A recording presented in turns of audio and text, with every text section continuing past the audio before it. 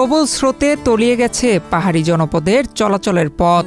টানা বর্ষণ ও পাহাড়ি ঢলে বান্দরবনের আলীকদম উপজেলার বিস্তীর্ণ এলাকা প্লাবিত হয়ে পানিবন্দী হয়ে পড়েছেন হাজারো মানুষ।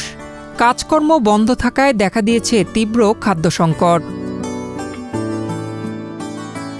এমনই এক দুর্যোগপূর্ণ সময়ে আলীকদম উপজেলার ৩ নম্বর নয়াপাড়া ইউনিয়নের দুর্গম মেরিংচর পাড়ার বন্যার্ত মানুষের পাশে খাদ্য সহায়তা নিয়ে পৌঁছেছেন বসুন্ধরা শুভ সংঘের স্বেচ্ছাসেবকরা।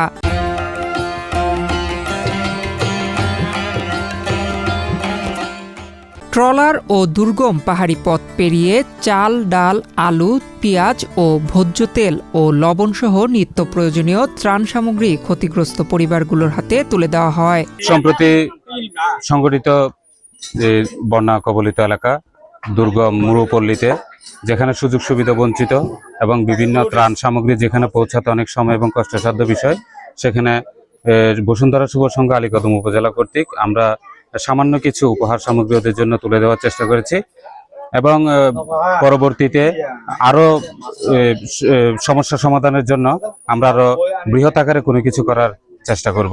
দুর্গম পাহাড়ি এলাকায় নৌপথ পেরিয়ে ঝুঁকি নিয়ে ত্রাণ পৌঁছে দেওয়ায় স্বস্তি প্রকাশ করেছেন স্থানীয় বাসিন্দারা। ত্রাণ বিতরণের পাশাপাশি বন্যা কবলিত পরিবারগুলোর খোঁজখবর নেন সংগঠনের সদস্যরা।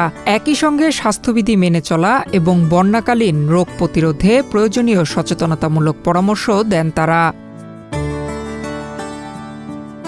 সংগঠনের এ সময় এমন মানবিক উদ্যোগ বন্যা কবলিত মানুষের মধ্যে নতুন করে আশার সঞ্চার করেছে।